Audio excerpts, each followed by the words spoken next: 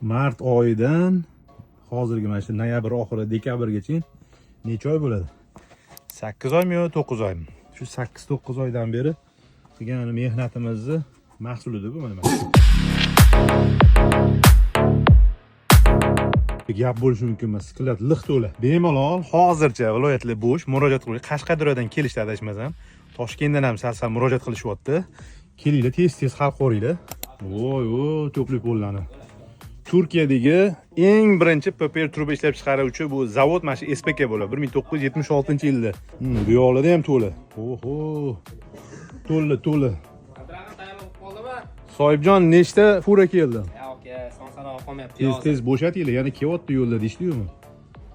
Anchani kuni to'laydi, ancha bo'shatib qo'yishdi uje. Gap yo'q.